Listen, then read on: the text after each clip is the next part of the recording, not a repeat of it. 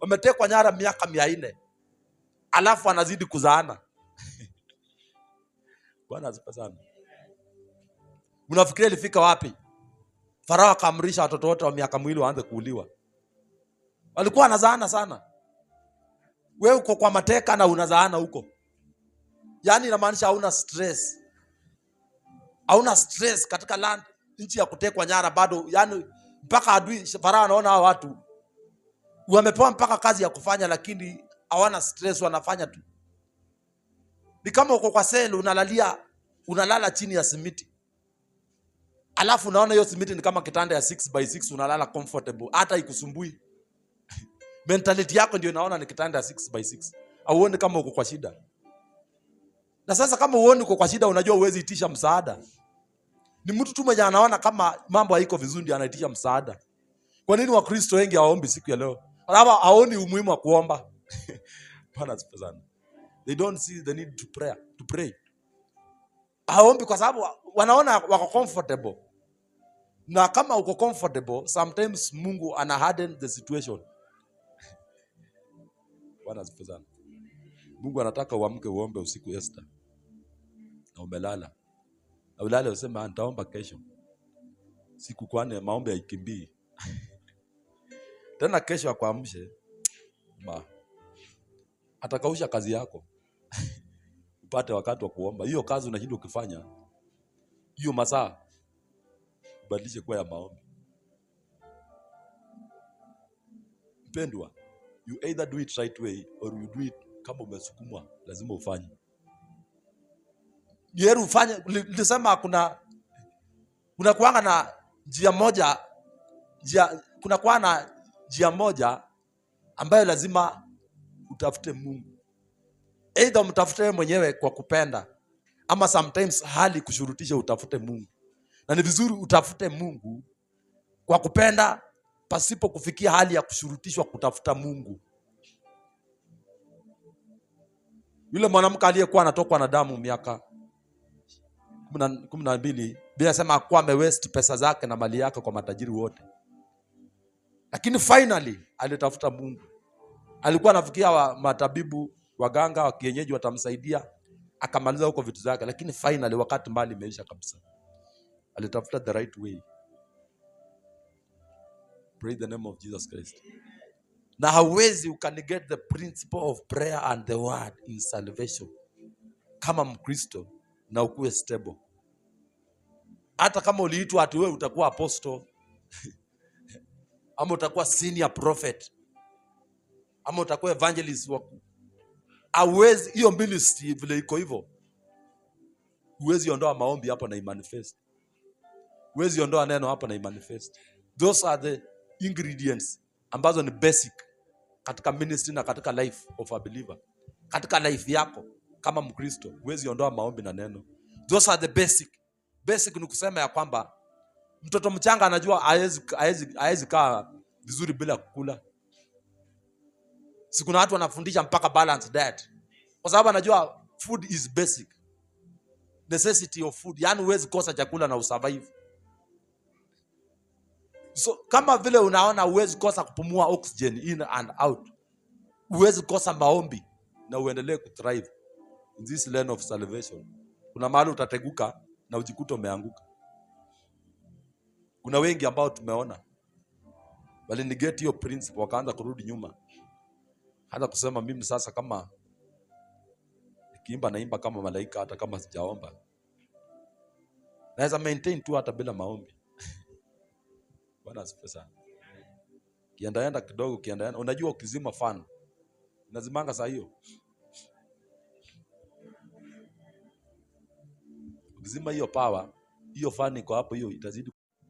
Samson alikuwa anaua watu hata akiwa kwa nyumba ya kahaba.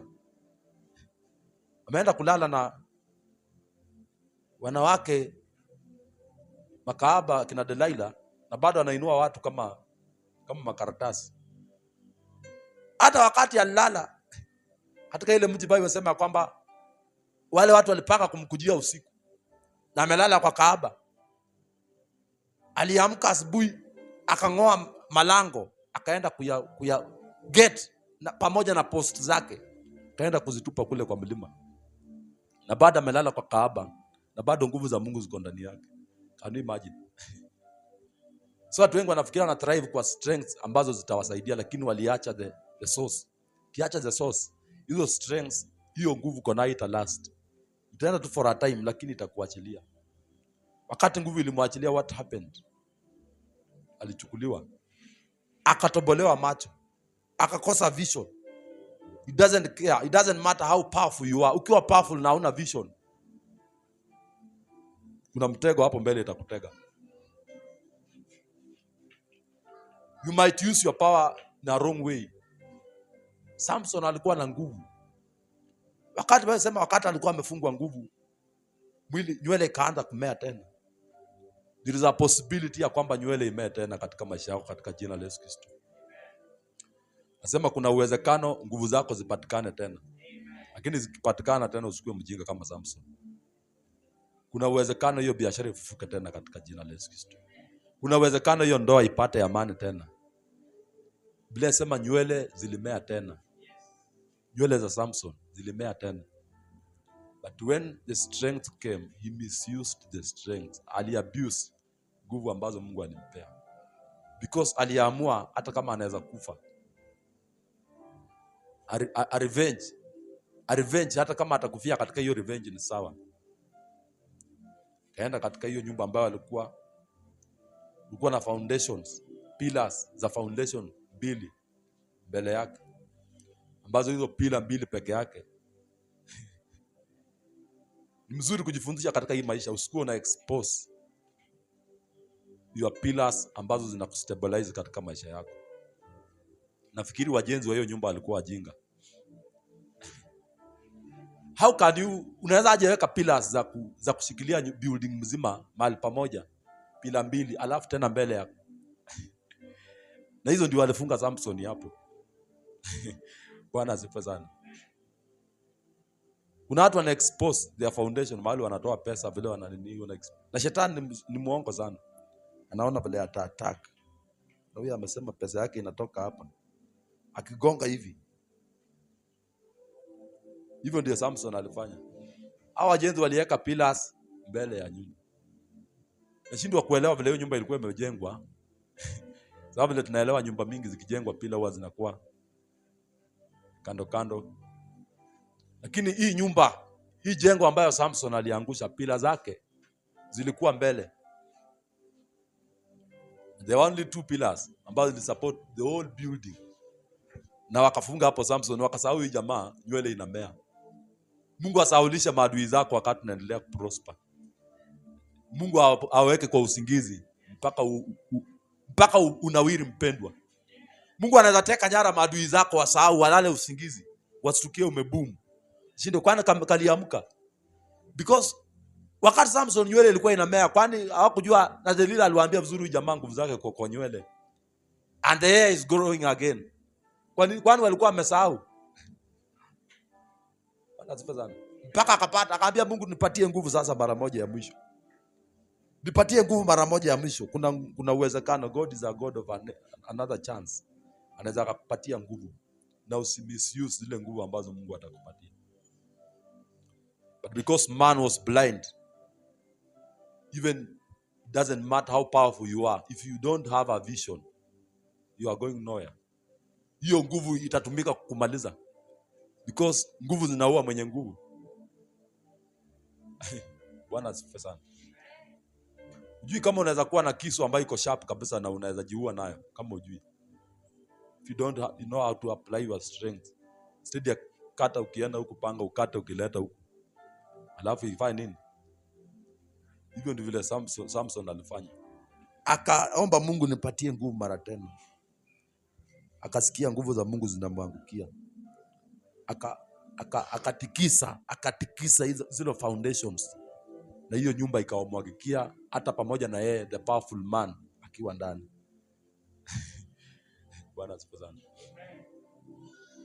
So in this generation, for a church to emerge, katika kizazi hiki ili kanisa lionekane, lazima kuwe na watu ambao wamefanya maagano katika mahali pa maombi, wakuwe na fellowship with God, with their God. Bible sema those who know their God shall be strong and they shall do exploits. Wale ambao wanajua Mungu wao watakuwa hodari. Those who do what? Those who know their God. Ask your neighbor, do you know your God? Kuna wakati mmoja Paulo alikuwa anatembea mahali in the book of Acts, akaona watu wako mahali wanafanya ibada tu kama hapa, na wanaabudu na wanasifu, lakini hapa instead ya kuandika Apostolic Pathway Church of Christ wameandika kwa Mungu asiyejulikana.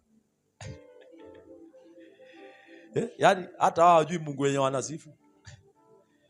Kuwauliza sasa, huyu Mungu asiyejulikana ndiye nani sasa? Do you see how ignorant these people are? Kwa Mungu asiyejulikana, yaani mtu akuuliza Yesu Mungu wako ni nani, James hatuwezi mfafanulia. Unaamini nini? Wewe unaenda kanisa, unaamini nini? Naamini tu na ati kuna Mungu. Hiyo sasa ndio umemaliza statement, unaamini kuna Mungu. Hata Muislamu sana naamini kuna Mungu. Hata Muhindi naamini kuna Mungu. Hata Wabudhi wanaamini kuna Mungu. Tell us more about your God. Tell us more about your God. Tell us more. Testify. Sema ushuhuda, amekufanyia nini huyo Mungu? Kwa sababu kitu inafanya watu wafuate Mungu wako ni results. Sio kusema kuna Mungu. Matokeo yale umekomana na huyo Mungu. Huyo Mungu amekufanyia nini? Mnataka yule Mungu ambaye alikuwa anasababisha wafalme wananalify miungu yao, wanasema this is God now we want. Mfalme aliambia Nebukadnezar, aliambia Daniel, kama sasa huyu ndio Mungu amekuokoa katika tundu la simba, this is God we want. Na akachapisha akasema kuanzia leo hii nchi yote tutambue Mungu wa Daniel, the king mfalme, because of results, matokeo.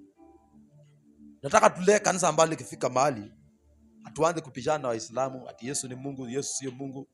Ambie leteni hapa kiwete. Kama Elijah amwambia tukutane katika mlima Karmel. Ambia ombea huyu kiwete akiamka, utaamini kwa huyo Muhammad. Mpatie time vile Elijah alipatia manabii wa Baali wa time. Kuanzia asubuhi mpaka jioni, mpaka akaanza kujikatakata. Hakuna manifestation yoyote. Aja akasema mwageni maji. Chukueni mawe 12 ambayo inawakilisha taifa la Israeli. Wekeni madhabahu. Chukueni fahali wawili wachinje muwekelea hapo juu. Chimbeni mitaro muage maji round hiyo madhabahu. Akasema Baba nataka ujiprove ya kwamba uko hapa. Sema moto ilitoka mbinguni ukateketeza ile dhabihu. Ukaramba maji mpaka ukaramba mawe. Bwana sifa sana. Hawa watu mnaweza baki hapo mkinegotiate. Taambia sasa mtaokoka ama. Unaona namna gani hii story? Alikwambia hata sisi tulikuwa tunatafuta Mungu kama huyu, lakini naona tulikuwa tumejidanganya. Na mchungaji mmoja kwa Nigeria alienda kwa wale making ambao wanatawala katika culture za Nigeria, na wanakuanga na usemi sana na nguvu sana. Na wanakuanga na madhabahu yao ya kishetani ambayo inatawala huko. Na alikuwa amealikwa na mfalme mmoja. Na ni real story. Mfalme akamwambia katika nchi yetu kuna shida mingi sana, mvua yenyeshi, kuna mikosi. Na tunahitaji msaada, tumesikia you are a man of God kama. Wakati aliingia hapo, wazee wakakataa, akasema mtu wa nje hawezi ambiwa habari zetu. Hawezi funuliwa siri zetu za hii nchi yetu. This is our land. Na wakamwambia wewe huyo mchungaji atakapokuja, kwa sababu umeshamwalika. Wakafanya uchawi, wakasema umsalimie kitu kama dakika 2, ukimshike mkono, ukimuuliza habari zake. Na ataanguka chini na akufe. Kwa sababu hatutaki tumrevealie ma secrets zetu. Umefika namna gani ukaendea wachungaji, na sisi ni watu wa ufalme wetu ambao tunajitegemea. So mchungaji kwenda kujua kama mambo kama hiyo imetangazwa. Alipoenda akaingia kama kawaida, akamsalimia. Hiyo king amemkamilia mkono, anamuuliza habari. Aoni huyu jamaa akianguka. Akasema you are a man. Kwa sababu they were expecting him to die. Lakini akashinda hiyo kifo. Akafika mahali pale wakasema sasa kwa sababu hajakufa acha tu tumwambie mambo yetu. Akasema katika hii mji kuna njaa, mvua yenyeshi. Hatujui nini naendelea, nahitaji msaada. Wakaenda kumuonyesha madhabahu ya miungu yao. The altars ambazo walikuwa wamejijengea. Katika ulimwengu wa roho wa giza wanasema you cannot build an altar in even number. Zinakuanga in odd number. So alikuwa na 21 altars. Ambapo ikiwa in even number ikiwa at least some 22 ama 24. Hiyo yenye imeongezwa ina nullify hizi zingine zinakosa usemi. Yeye hata hakuelewa because he was a man of God. He was prompted in the spirit. Akasema baada ya kuobserve hiyo madhabahu ya shetani ambayo walimuonyesha. Na wanasema hiyo madhabahu kila mwezi ilikuwa inachukuanga watoto wawili. Inachinjwa inawekelewa hapo katika hiyo mji. Na licha ya kuchukua watoto wawili haikuwa ina command results. Inaleta matokeo. You can see how wicked those people are. Akakuwa prompted in the spirit akasema sasa tutaongeza hapo madhabahu nyingine moja. Wazee wakakataa akasema hapana. Huyo mfalme akasema fanya kama hiyo ndio italeta amani in this land. Wacha tufanye nini tuongeza. Akaongoza madhabahu nyingine moja ikakuwa 22. Ikanalify ile madhabahu nyingine yote ya shetani, ikainua hii madhabahu ya Mungu na akaandika hapo jina la Mungu. Akasema kila siku asubuhi uko unakuja hapa unaomba.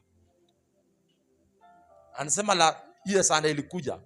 Ile Sunday ilifuata huyo chief, huyo king walitoka mbio akakuja kanisani. Akasema nataka kuombea wokovu. Tangu ulipoweka hapo madhabahu tumeona mabadiliko makubwa sana. Mvua ilianza kunyesha. Praise the name of the Lord. Nini unaweza beba, unaweza present kwa mataifa. Sema nataka Mungu kama huyu. Wakati Yusufu alifafanua ndoto akasema tupate wapi mtu kama huyu ambaye roho wa Mungu anakaa ndani yake? Tutapata wapi mtu kama huyu?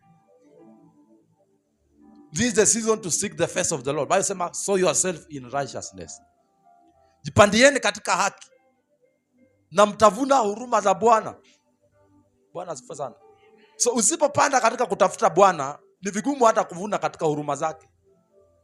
Unaweza vuna judgment instead of mercy. Because mercy inaingilianga mahali kulikuwa na hukumu. Kama ulikuwa umehukumiwa kuja Nairobi, uishi maisha ya kuteseka. Hata kama unafanya kazi kama mchwa, ukule kama sungura. Bwana asifiwe sana. Hata kama unaamka saa 8 usiku, ulale saa 4, pesa haitawahi kutosha. Bwana asifiwe sana. Hiyo ni hukumu ambayo mapepo inahukumu watu. Wewe unagonjeka kila mwezi, lazima upeleke watoto kwa hospitali, lazima uspend pesa yako kwa madokta, lazima upate loss. Hiyo ni mahukumu ya mashetani na mapepo. Mungu akuje na huruma zake, aseme no more pain in your life. Abadilishe hiyo hukumu kuwa mercy. Bwana asifiwe sana. Abadilishe hali yako. Sikio umechapa miezi kama 3, hakuna mtu amegonjeka. Bwana asifiwe sana. Hakuna pesa umepoteza. So next Sunday tutakuwa na maombi after service. Na ningependa kuwahimiza sana, kama uko na junior youth waanze kuhudhuria hiyo maombi. Pendo wa Kristo, we are so ignorant. Kwani Illuminati ama Freemason inaingianga aje shuleni? Sometimes inaingia mtu wa umri kama junior youth. Na ana affect karibu darasa mzima. Yaani ana affect na hiyo uchawi na hiyo uganga. Lakini kanisani ukisikia junior youth aombe usema sasa bado ni mtoto mdogo. Mwili ni mtoto mdogo but spiritual is not a child. Train your children to pray. You must reach to a place to train watoto wetu kutafuta Mungu. Train your children to pray. Bwana asifiwe sana.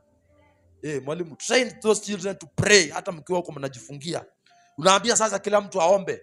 Hata kama hajui kuomba, Roho Mtakatifu ako hapa atakusaidia wewe omba. You just pray. Revival inakujanga namna gani? Inakujanga namna hiyo. Hata mtu mwenye analeta sio mwenye ulikuwa unatarajia. Asuza revival vile ilifanyika. Kuna mwanamke mmoja alikuwa mpishi. Na akasikia yule ambaye alikuwa anasimamia mkutano akisema huko vile mama Peter anapika huko sometimes, ati Mungu alisema ya kwamba nitaachilia roho wangu juu ya wote wenye mwili. Na yeye ni mpishi huko, akasema I am part of those who are flesh. Hakuwa ameruhusiwa kuhudhuria. Kwanza hiyo mkutano ilikuwa wanaume, na yeye alikuwa mama anapika huko. Akasema Lord, ninaungana nao, hata mimi ni wenye mwili. Akaangukiwa na Roho Mtakatifu, akaanza kuchapa injili, akaanza kufanya miujiza. Mwanamke. Praise the name of Jesus Christ. Hakuna mwanaume ama mwanamke kwa Mungu. Hakuna Mwibrania. Sisi wote ni wana wa Mungu. You have to understand your spiritual position with God. Your spiritual position. Where are you? Wewe ni nani? Yani mahali pako pa kusimama na Mungu ni nani? Wewe ni nani? Because salvation ina affect your spirit. Hiyo ndio nazungumza kuhusu. Salvation ina affect your spirit. Na spirit yako inafaa iwe na usemi zaidi kuliko your soul and your body. Roho wako ambao Mungu alipumua ndani yako. Because Mungu alipoumba mwanadamu in the book of Genesis, he breathed his breath. He emptied himself in the man. Nasema Mungu alipoumba mwanadamu alipumua ndani yake. Wanyama Mungu hakupumua ndani yao. Bwana asifiwe sana. Wanyama wako na soul lakini spirit hawana, hawapumua ndani yao. But man, mtu yote ambaye anapumua akona spirit of God inside. Mungu alipumua ndani yake. So ile kitu ndani yako ambayo iko na usemi ama iko na nguvu zaidi, your spirit. And that's why wakati hata mtu anakufa roho yake haikufi. Your spirit does not die. Bwana asifiwe sana.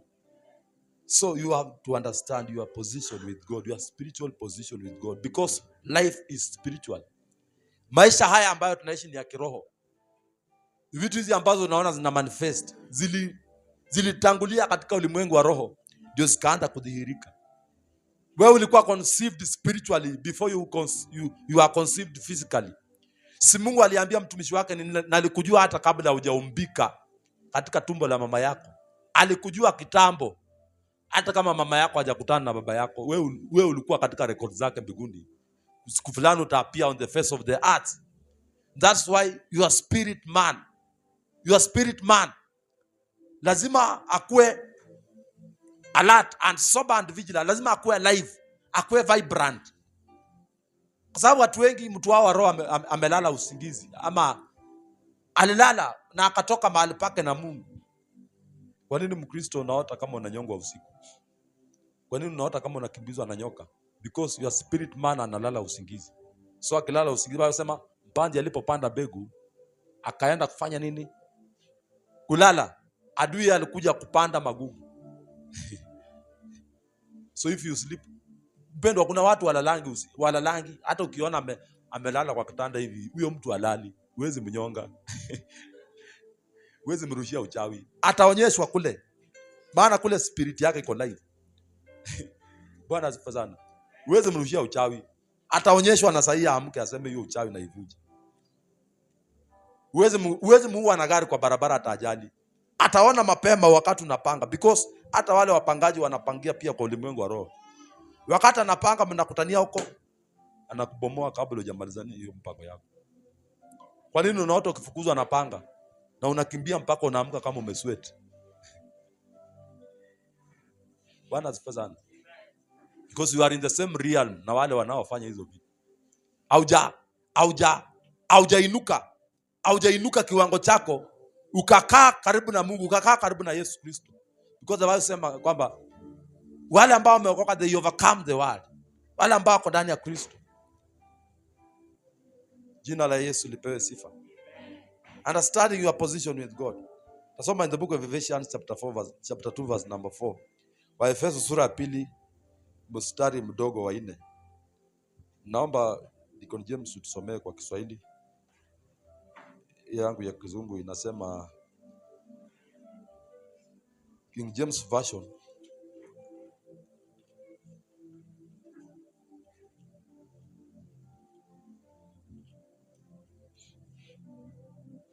Haleluya. Amen. Tunasoma Waefeso mlango wa 2 mstari wa 4. Mstari wa 4 hadi wa 6. Haleluya. Waefeso mlango wa 2 mstari wa 4 hadi wa 6. Neno linasema hivi.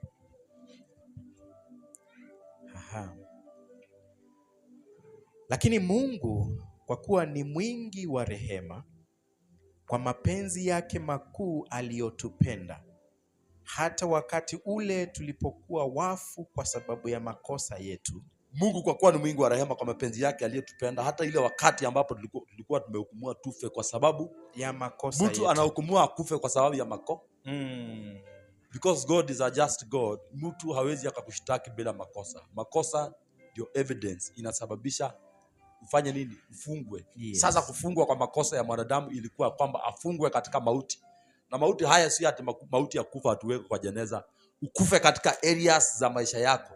Ukufe kindoa, ukufe kifedha, ukufe kiamani, ukufe kipeace. Bwana asifiwe sana. Hallelujah. Kwa sababu kuna watu ambao wako walking dead. Anatembea lakini huku amekufa. Hata anaweza gongwa na gari akiongea peke yake. Amekufa, hana peace of the heart. Sasa Mungu alifanya nini? Alituisha. Alitupenda kidogo. Kwa mapenzi yake makuu aliyotupenda, hata wakati ule tulipokuwa wafu kwa sababu ya makosa yetu, alituhuisha pamoja na Kristo. Yaani tumeokolewa kwa neema. Yes. Akatufufua pamoja naye, akatuketisha pamoja naye katika ulimwengu wa roho katika Kristo Yesu. Amen. Barikiwa sana. Amen. Bwana asifiwe sana. Hallelujah. He quickened us. Alituisha. Quickening ni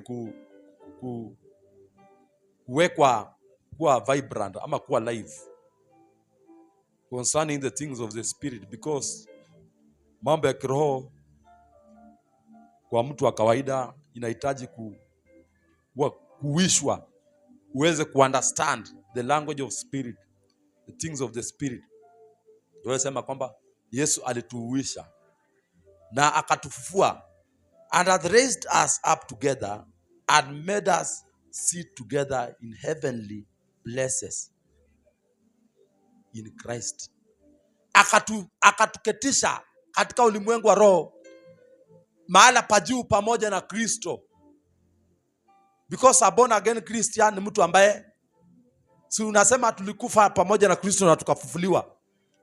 Wakati ulikufa pamoja na Kristo, ni zile characters zako, zile tabia mbaya, ile mentality ya dunia ilikuwa inakufa ndani ya Kristo, na ukafufuliwa na yeye. Na baada ya kufufua tena tukapandishwa pamoja na yeye, tukatiketishwa mahala pa juu sana, in the heavenly places. That is the position, the actual position of your spirit man. Yani mahali ambapo mtu wako wa ndani anapaswa kuwa ameketi.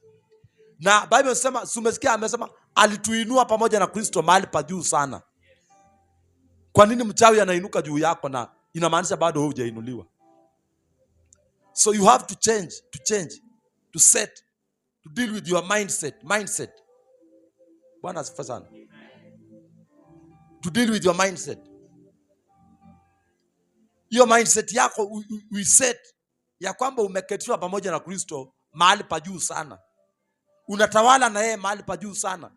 Alipokufa ulikufa na yeye, alipofufuka ukafufuka na yeye, alipopaa mbinguni ukaenda na yeye na ukaketishwa pamoja na yeye katika kiti cha enzi na unatawala na yeye.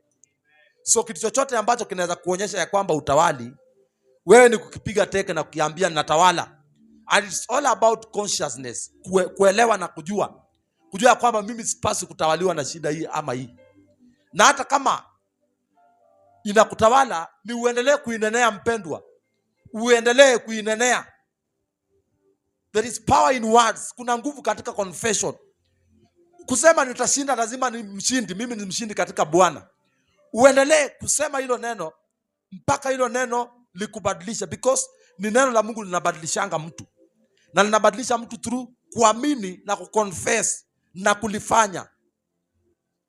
Kuna making process ya mwanadamu ukuwa converted kutoka katika weaker vessel to stronger nation, to stronger vessel. Na hiyo making process inafanyika kupitia kuamini.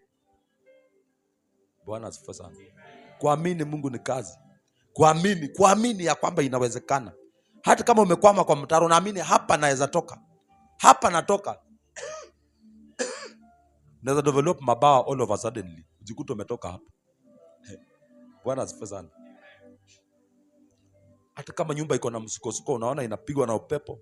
Kama mama anaenda, asema wacha nikaekae kidogo, ngoja watoto wafunge shule. Tena kama mzee anatoka nje anaenda, unasikia anakuambia hata mimi niko na mpango kando, nataka kuoa.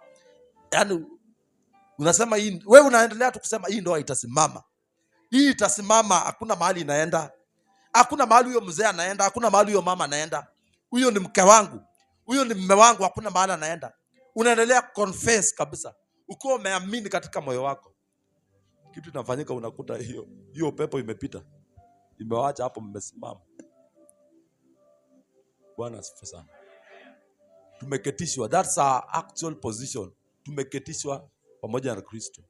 Spirit yako inafaa ikaange hapo na Yesu Kristo. Juu. Sio chini, juu. Na nilikwambia ukiendelea kuna height unaweza enda. Uone kama Times Towers. Ione kakuwa katika dogo kama hii kitu. Because ya height umeenda. Siulize wale huwa wanakuwa kwa ndege juu. Siku moja ukipanda ndege utaona hivyo. Kuna height unaweza enda, hiyo jaribu, unaona ni kama iko na mlima kama imekuface hivi. Kuna height unaweza fika, ukiona unaona ni kama yako chini. Lakini height hujaenda. Kuna faith unaweza create. Kuna faith unaweza itengeneza, because faith inakuwa. Kuna dimension of faith you can grow. Zile shida siku leo unaona ni kubwa sana, ukiziona unazichekelea. Bwana asifiwe sana. Wacha vile umestuka hivyo, ukiziona unacheka. Because you have grown in faith. You have grown in faith. Praise the name of Jesus Christ. And he hath raised us up together and made us sit together in heavenly places in Christ. Bwana asifiwe sana. Pendwa, hata majaribu yanapokuja, wewe jua kwanza wewe position yako umekaa wapi. Hata mtu akikwambia uko chini, usikubali kusema ati kweli niko chini. Mimi nimeketishwa pamoja na Kristo. Ndio nimekwambia it's about mindset. Ukisoma Colossians 3 inazungumzia kuhusu mindset. Setting your mind. If you are raised with Christ, therefore set your minds. Think about. It starts with your mindset. It starts with your mindset. Inaanza na, unaona inaitwa mindset kwa sababu kuna vile watu waliset ama walisetiwa mind yao kulingana na mahali walikuwa, kulingana na ile shule walisoma. Bwana asifiwe sana.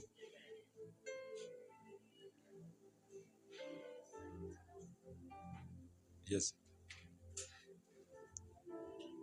Soma mstari wa kwanza na wa pili. Amen. Tunasoma Wakolosai mlango wa 3 mstari wa kwanza na wa pili. Neno linasema hivi: basi mkiwa mmefufuliwa pamoja na Kristo, yatafuteni yaliyo juu, Kristo aliko ameketi mkono wa kuume wa Mungu. Yafikirini yaliyo juu, sio yaliyo katika nchi. Amen. Amen. Bwana asifiwe sana. Sometimes lifestyle ambayo naishi inaweza ikaset your mind katika level fulani. Bwana asifiwe sana. Unaweza zoea kutembea kwa mguu mpaka mind yako ikuwe set ya kwamba huwezi nunua gari. Hiyo mtembeleo unatembea nayo kwa mguu mpaka usahau usema sasa mimi na gari tunapatana wapi? Hiyo ni mindset. Bwana asifiwe sana. Kuna chakula unaweza zoea kukula mpaka ukiambiwa unaweza kula chakula fulani, hiyo huwezi patana. Nasema hiyo ni kama mbingu, na hiyo ni mindset. Hiyo ni mindset. So salvation kwa nini ilikuja? Salvation kwanza ina deal na your mindset. Kuna vile unaweza gonjeka mpaka ushindwe kuamini kama utapona. Mpaka useme mimi sasa mambo yangu iliisha hivyo. Sasa mimi nijifunze kukopa na au usijifunze kukopa na hiyo ugonjwa. Endelea kutangazia hiyo ugonjwa, wewe sio sehemu yangu. Kuna watu wamekaa na ugonjwa mpaka wamekopa nayo. Hata mimi sasa hii mgongo yangu najua inakuanga tu mpaka nimezoea. Kila siku jioni na meza pain kila ndio nilale. Na mpaka umezoea. Mindset yako imeshakubaliana na hiyo system. Nilikwambia Waisraeli walikaa Misri, wakakop na hiyo atmosphere, wakakop na hiyo mateso mpaka akakuwa hawana shida, wanaendelea kuzaana in the strange land. Bwana asifiwe sana. Yaani wewe hata nguo ya kuvalisha mtoto hakuna. Na umezaa watoto 7, unaendelesha 8. Na uone kama ni shida. Farao akasema hawa watu wameongezeka sana, wanazaana sana. Muende sasa muongezee mateso. Msikuwe mnawakatia nyasi ya kuchoma matofali. Akadeal na the situation, ikakuwa hard, ikakuwa tough. Ndio akakumbuka kuna kuanga na Mungu. Kuna kuanga na Mungu. Unajua Mungu akatuma Musa kama jamaa wale hawajalia, kwa sababu hajaona kama wako kwa kifungo. Kama uoni, kama unaona mahali uko kwa sawa, unahitaji Mungu. Ndio maana Mungu anapo approach Musa anawaambia, nimeona machozi ya hawa jamaa na nimesikia kilio chao. Kwa nini hapo awali hawakuwa analia? They were comfortable na walikuwa wanaendelea kuzaana. Aoni huku sio kwetu. Kwa sababu tu amepewa opportunity kidogo, akapewa mahali panaitwa Gosheni. Anasema sisi tu bora tumefanya kazi, tumekula, tumekunywa, ng'ombe zetu zimekula. Tuko sawa, mambo mengine hatutaki. Lakini Mungu anaona bigger picture mbele yao, anasema kuna shamba ambayo ina flow maziwa na asali. Na watu ni wajinga waoni. Anasema tu bora tu Farao ametupatia ile ametupatia. Na wengi wenu Mungu anataka muamke hapo. Mahali umeajiriwa hapo unasema bora mimi nimelipwa hii. Na Mungu anataka anaona bigger picture. Kuna kitu kubwa Mungu anataka kufungulia, ambayo itakulipa mara 3 na ile mahali uko inakulipa. Kini unasema bora kwa mwezi nimechapwa yangu 15,000 mama pita. 15,000 itanisukuma. Alafu na kazi nasema hii 3,000 ni fair. 4,000 ni chama. Taiti hapo iko 1,500. Maisha inaenda. Mungu anaweza kufungulia mlango ikupatie triple. Hiyo unapata. Lakini kama mentality yako bado hujaiset, ianze kuona, because kama hujaset mind huwezi anza kuona kile kitu Mungu anaona. Utakwama hapo. Bwana asifiwe sana. Bwana tusaidie sana wapendwa. Ikiwa mmefufuliwa pamoja na Kristo, sasa tafuteni mambo yale ambayo yaliyo juu, ambayo nimekuambia umeketishwa pamoja na Kristo. Seek those things which are above, where Christ seated on the right hand of God. Tafute vile vitu ambavyo viko juu, mahali Kristo ameketishwa pamoja na Mungu. Kuna mambo ambayo Kristo anakufikiriria wewe. Kuna mawazo ambayo Kristo iko ndani ya Kristo, ambayo iko concerning you. Anafikiria brother James huyu nataka nimfanye hivi. Within 2 years nimpeleke hivi. Within some days nimpeleke hivi. It is your responsibility to seek. Maana huwezi jua mawazo ya Mungu kama hujatafuta. Ni ignorance kufikiria ati Mungu atatuma malaika anguke hapo akwambie sasa toka uende hivi. No. Kama hujatafuta things ambazo haja concern Mungu haziwezi msumbua. Mpaka uanze kufikiria Mungu ananifikiriria nini. Ni kweli unajua anakufikiria mawazo mazuri, anakufikiria kubariki. Lakini akupatia at least in details Because hiyo mambo mazuri ndio ifanyike, kuna kanjia fulani utaanza kupitia. Kuna ka direction fulani atakupatia. Kwambie funga siku 7. Kimaliza siku 7 tena kwambie ongeza zingine 14. Kimaliza unafikia ndio nakwambia ongeza mwezi zingine 1. Inakuanga hivyo na Mungu, inakuanga gradually. Unaweza sikia unahimizwa utafunga 3 days. Fikiria ukimaliza sasa utaona breakthrough kubwa. Ukimaliza unasikia spirit small voice kana kuambia ndani. Umaliza siku 3, well done. Ongezea siku zingine kama 7 hivi. Ndio Mungu kitu huwa anafanya na mtu akitaka kumbariki, anaongeza capacity yake ya kubeba ile baraka ambaye anataka kumpatia. Na capacity inaongezwa through fellowship with God. Nilisema mara mingi na huwa anasema kuna baraka Mungu anaweza kupatia na ifanye ubackslide. Ukosane na Mungu. So Mungu kwa sababu kuna upendo mwingi sana na wewe, hawezi akaruhusu upate hiyo baraka mpaka ualign na yeye kabisa. Create capacity ya kubeba hiyo baraka na bado kuwe disciplined. Kuna Mkristo hapa akipewa pesa, akipewa hata 500,000, Sunday hata kuja kanisani. Ni kweli? Ni kweli, Sunday utakuja kanisani. Utasema pastor, sasa nataka kwenda Mombasa. Liz niende nipigie mwili pole, nimeteseka sana. Umeteseka sana. Mungu anajua umeteseka, hiyo baraka ameleta, lakini sasa discipline.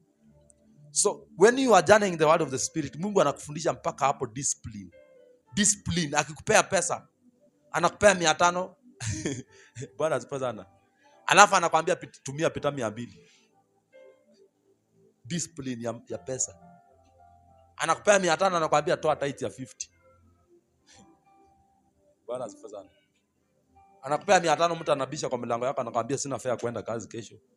Ningeomba tu nisaidie 100. Utoe 100 hapo. Anakufundisha lakini kama hauna fellowship na Mungu, hata ukimbizika ati mtu akuja kuambia sina fare kwenda kazi, sema hao nao kama hawana fare wanakujanga tu kwangu, wanakuja kama wako na mashida.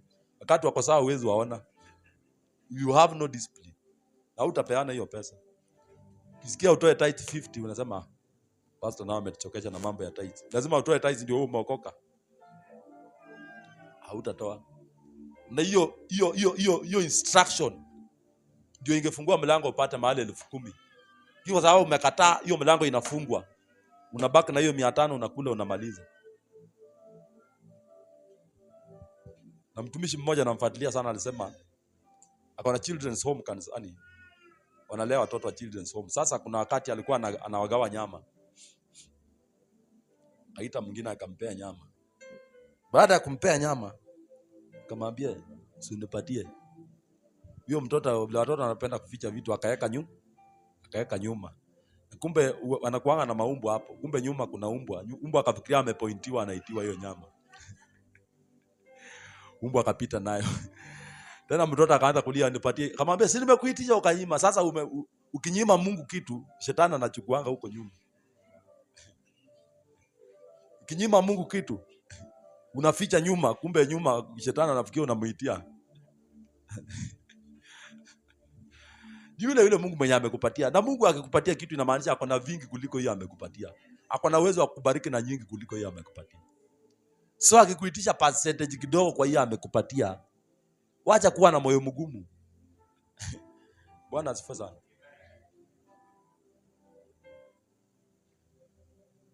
Huwezi kufanya Mungu akuwe stranded. Aanze kusema sasa brother James kwa nini amenifanya hivi? Sasa hii plan sasa haitafaulu. Unajua Mungu alikuwepo kabla hujazaliwa na alikuwa amejistabilize. Hapo nafikia sasa wewe ndio utafanya Mungu aongeze grade. Kama alikuwa aongeze PhD juu sasa wewe umeokoka. Anaongezanga PhD hata kama hujaokoka. Bwana asifiwe sana. Na rank yake inazidi tu kuinuka. Hata mapasta 1,000 Kenya wakaresign. Waseme hatutaki upasta, sisi hatutahubiri huyu Mungu, kwani anatupeanga nini? Mungu grade yake itashuka, aseme sasa wao ndio watapatwa na mashida tena mpaka watafute huyo Mungu mahali walimwacha. Lakini yeye ataendelea kutawala. katika kiti cha enzi. Bwana asifiwe sana. Verse 2 inasema set your affection or set your affection or set your mind on the things. Set your mind on the things that are above. Mind yako umeiset wapi? Yesu anasema mahali mtu amewekeza, jiwekeni mali zenu mahali mbinguni ambapo mwizi hawezi ingia. Kutu haiwezi ingia huko. Hata ukiweka gold mbinguni, kutu haiwezi ingia. Hata nondo haziwezi ingia huko. Lakini hapa duniani mahali umeweka mali yako, hapo ndio mahali akili yako iko.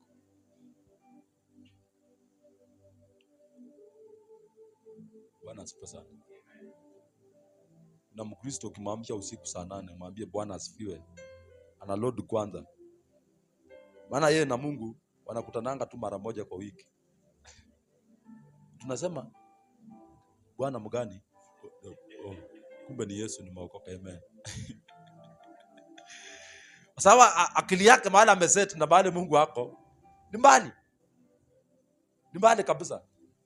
Hata ukutana naye sokoni kama anachapa biashara, Bwana asifiwe.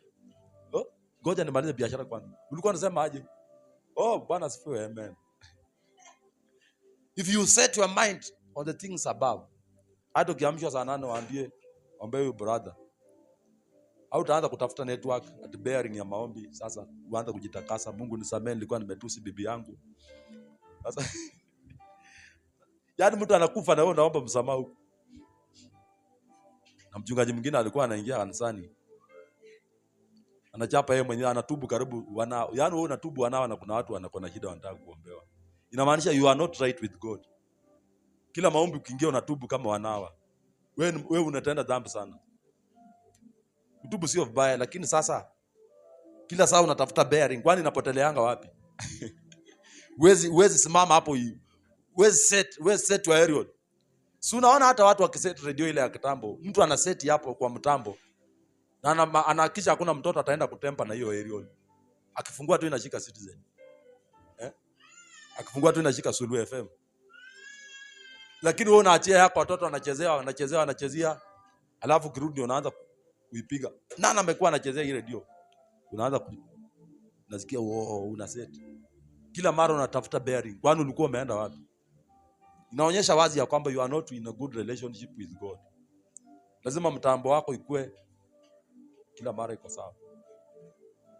Mungu akitafuta mtu wa kuonyesha maono ya kanisa, uko in opposition. Unajua kuna wakati Mungu anaweza tafuta mtu wa kuonyesha maono ya kanisa katika kanisa mzima akose. Because hakuna mtu ako in opposition. Hakuna mtu ako in opposition ya kuonyeshwa. Kila mtu amefarakana na Mungu. Unamaanisha lazima tungojee uende utubu ndio tulete ripoti ya kanisa. Na kama hakuna time ya kutubu, yaani wewe unaanza kufanya push ups wakati unaitishwa kwa ring uanze kupigana na mtu, vita imeinuka. Unaanza kujifanya push ups, unaanza kukimbia, kujenga mwili. Utachelewa, shetani atakugonga mapema. Set your mind on the things above. Set your mind always. Be vibrant Christian. Be firebrand Christian. Kwa Mkristo ambaye umejazwa Roho. Kwa Mkristo ambaye ako tayari kushuhudia. Kwa Mkristo ambaye ako na ushuhuda. Kwa Mkristo ambaye ako tayari kuhimiza wengine kuhubiri neno la Mungu. Set your mind on the things above. Bwana Yesu asifiwe sana. Hallelujah. Na ni vizuri tena tuelewe sana. Ukiwa na wakati utaendelea kusoma from verse 4. Hiyo kitabu ya Colossians from verse 4 to 15. Ni vizuri uelewe ya kwamba there is a place of rest in our position with Christ. Kuna mahali pa pumziko. Mahali pa pumziko sio kusema ati when God rested on the 6th day, Haimaanishi ati Mungu alipumzika ati kwa sababu alikuwa ameshaumba kila kitu, because there is maintenance katika kila kitu ambacho kina function. Kuna maintenance. Hata wale ambao wanajua mambo ya magari, kuna maintenance. Huwezi nunua gari alafu useme sasa nimenunua gari, sasa ni kwenda masafari. Monday uko Mombasa, Tuesday uko wapi, Wednesday uko Kakamega, Friday uko Kisumu. Hata gari uendi ipeleke kwa makanika, iuangaliwi. Hata engine ikianza kuruma huko adli, hata hutaki kujua shida nini. Lazima ifike mahali ipelekee makanika, aiangalie, kwambie sasa hii engine, hii oil inafaa ibadilishwe. Maintenance. Na imagine kagari ni kadogo hivyo, na dunia mzima inahitaji kumaintainiwa namna gani? So God alirest kwa sababu alijua kuna mtu ambaye amemweka katika kazi, kuendeleza kazi ambayo alifanya nini? Alianzilisha. Who is Adam? Adam pia naye akaibiwa zama na shetani. Yesu Kristo akakuja kuturudisha. So we must. So hata sisi kama watu ambao tumejaza roho, kuna a place of rest. Kuna rest tukijua kwamba the angels of God wako at work. Kuna malaika wananishughulikia. Si hatuna rest. Hiyo resting ni kushughulikia your akili yako, yani moyo wa amani yako, your heart. Kwa sababu Yesu aliangalia watu akaona watu wanajitabisha sana, akasema ya kwamba ati majani ya kondeni yanafanya kazi gani kujivika vizuri hivi? Na hata Suleiman na utajiri wake wote hakuwahi vikwa design kama hii. Ushaiona majani kama imetokelezea smart? Wakati mtu anapenda mwingine anampeanga gift ya nini? Maua, si ndio? Wakati wa sherehe ya mapenzi kama Valentine, watu wanapeana nini? Kwa sababu maua inaonyesha sura mzuri sana. Sometimes kuna zingine ukipita hapo zinanukia smart. Ati hakuna kazi yote hiyo maua inafanya. Hakuna funda ashaishona suti yenye inatokelezea mzuri kama maua ya kondeni yenye mwanadamu anaweza vaa. Hiyo ni Yesu anasema hivyo. Na hii maua hayajajitahidi kufanya kitu chochote. Hayajajitahidi. Akasema ati ndege wa angani ati hawalimi, hawapandi, hawavuni, lakini wako na afya kuliko some of people. Bwana sifa sana. Asubuhi wanaamka na praise, wanamsifu Mungu kama bado watu wanalala. Na wanaimba nyimbo mzuri. Hata kuwa karibu na nyumba iko na ndege unasikia. Na mahali unakaa kuna ndege kwa sababu ni mahali ambapo hapajapata heshima. Ukitaka kuona ndege wazuri, enda kule kwa mitaa ya wadosi. Utasikia asubuhi ndege wanalia mzuri, nasema is a place to be. Hiyo makelele mnapigwanga kwenu imejaa, hakuna huko. Ndege tu peke yake ninasikia kiimba wakisifu masaa ya asubuhi.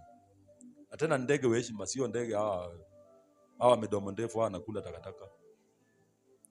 Bwana asifiwe sana. Yesu alikuwa anatoa mfano na ndege kama hao. Akina hornbill. Unasikia zikiimba asubuhi mzuri, unasema kumekucha. Mahali huko kitu inafanyanga unasikia kumekucha, labda ni kisiagi. Unasikia imefunguliwa, unasema kumekucha. Bwana asifiwe sana. Yesu akasema ndege hawajitaabishi, lakini wanakula, wanakunywa na wanalala na amani. The peace of heart, the place of rest. Nataka tumalizie mstari mmoja tumalize. The book of Hebrews chapter 3 verse 7. Ibrania 3.